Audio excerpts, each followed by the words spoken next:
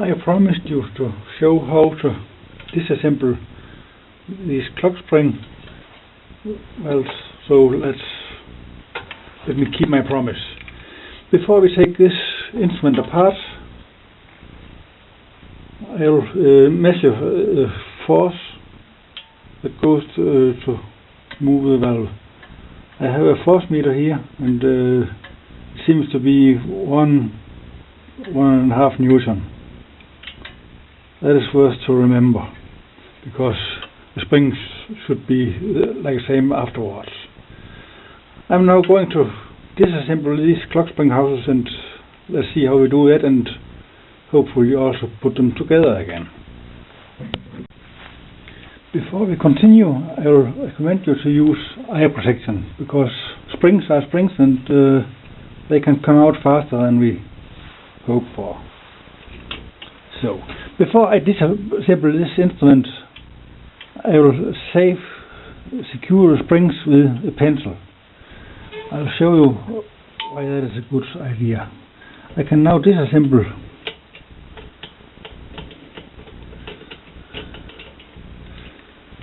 as I see, I have already removed most screws, and now this pencil makes sure that the springs don't run away from me.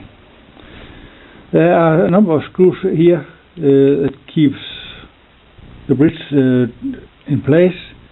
The bridge will remain in place even if I remove the last screw, because the socket here is a little conical. Before I remove this bridge, I should keep my left hand here to avoid the whole thing come apart. I can now press the bridge out, and it goes this way. So I will now start to dismount the third valve button, and before I do that, I must make sure that the spring doesn't run away. Keep both parts moving and the stationary part in hand, and then carefully remove it. Put the other part away with a pencil and all in it. So I'll count the turns to be able to get the same tension again afterwards. 1/4 turn, 2/4 turns, 3 and 4. Now it's released. I can now safely open this housing. But before I do that, there's something important I must show you. When I assemble this again, it's supposed to be the same as it was before. If you look carefully, there's a little scratch here. It may also be found here, but it's most often found here. One part of the scratch is on the housing, and one is on the cover. The same goes for the other sides. When we mount it, we must be sure that they match together again. And one important thing is only remove one cover, never both of them. It will cause the housing to get instable, and we don't want that. I will now prepare to open this housing.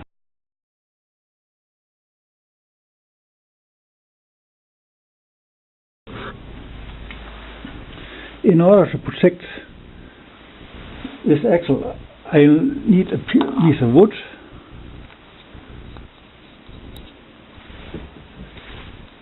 and then I can tap with a hammer.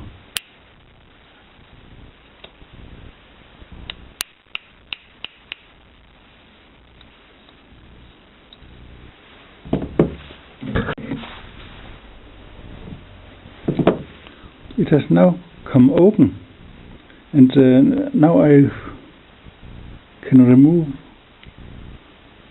the one part, and here you see the notch where the spring is supposed to fit in,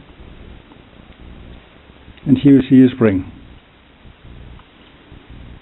This spring is in good order, but it might need some grease to work smoothly. I can remove a spring with a flat plier, but it's important that there are no grids or pattern inside. It will damage the spring.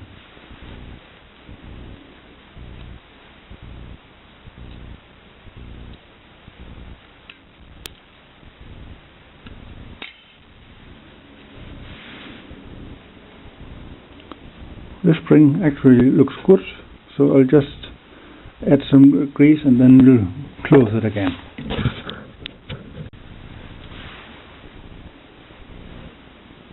I'll add grease in the hole where the axle moves and in the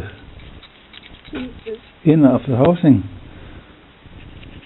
as well as the cover.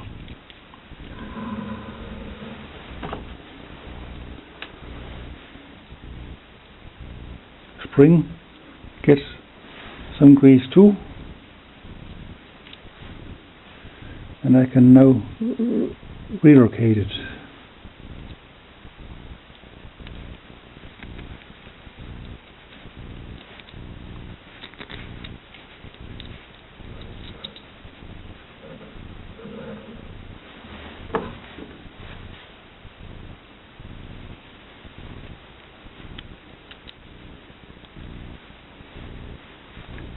So the spring is in place. Here's the cover again. I'll give the inner side a little grease too. And then we prepare to mount it. Now it's important that the spring catches in.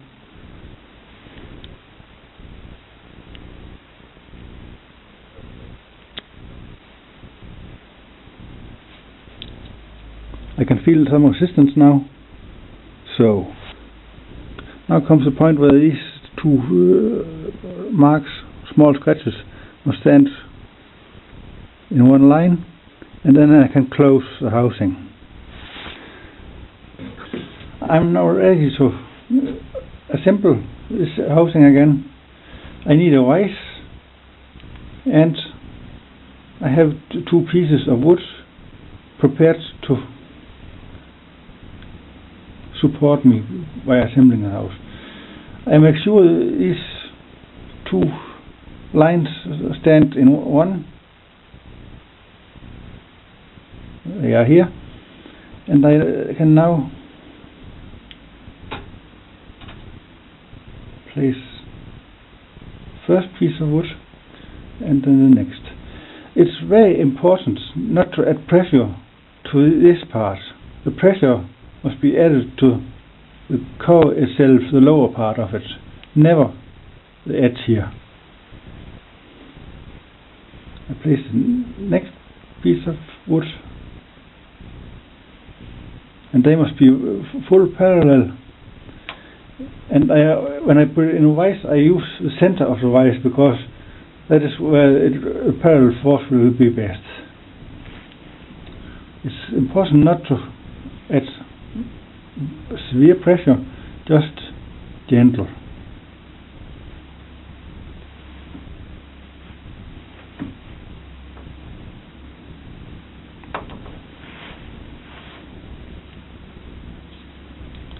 It is back in, and the lines stand in one. I check the spring. Yes, there is some reaction. Now comes the second valve. It's a little more tricky because both of these are removable, where at the end carrier is normally not removable. So I make sure it doesn't come apart, and then I can carefully remove this one alone, place it in my store, and then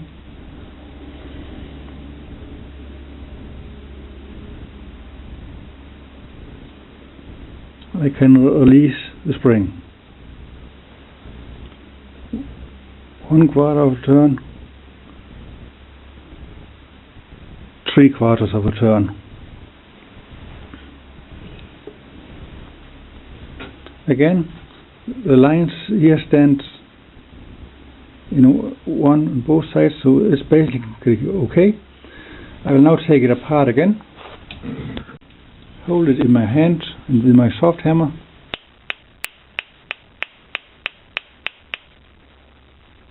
it hasn't come loose yet.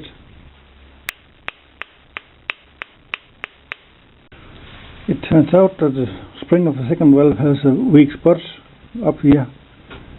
It will break sooner or later, so that gives me the chance to show how to fix a broken spring. Crack is up here, barely visible, but it's there. So I cut the spring just behind the crack and remove the thick part.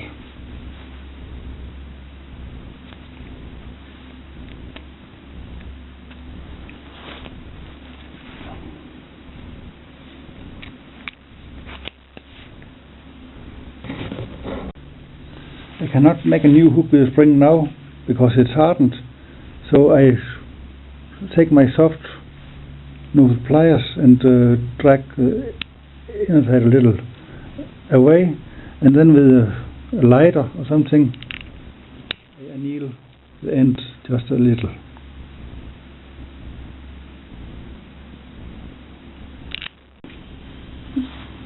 After having heated the spring a little, I can now bend it. Here comes the new hook.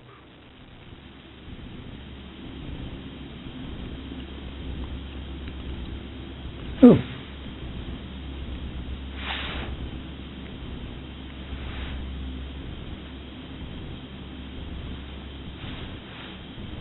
And now I can remount the spring and the second valve will be working. I will now put the spring back in. I start from outside. Make sure the hook gets in contact with this arm, and then from outside and inwards I place the spring back. This is the dangerous part, because if the spring escapes from me now, it will definitely hurt my eyes. So I have my eye protection for the very same reason. So it's back again. I can now replace the axle, and here is the notch where the spring is to be inserted, and I have to turn it right and then make sure that the new hook I make on the spring fits in the notch, which it does. So I can now reassemble this housing, but I'll show the other way to do it. Here I have a press like shoemakers use it, and it has been equipped with the tools that match this housing. These are tools I made myself. I replace the cover and make sure the two indicator lanes stand in one. I do now, and then I place it in the press. And gently press it together.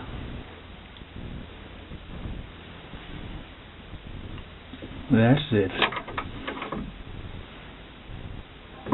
I had locked the two lines stand in one, and I can feel resistance from the spring, so it's probably working. Now comes the part where things go together again, and I replace the second valve and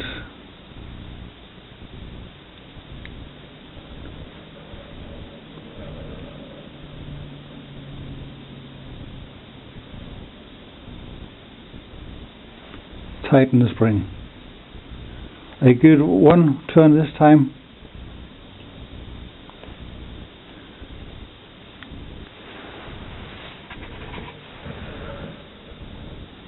mount the next part of the bridge.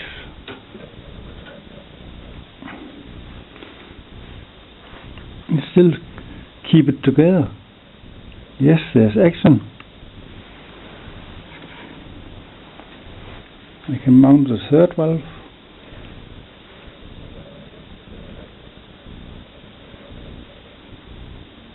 And then I have to wind the spring again.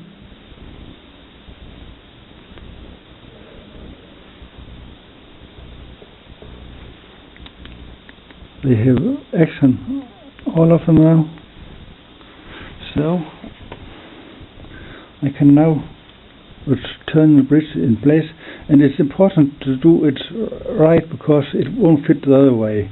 There's a little help. You will see a little mark here. It's there.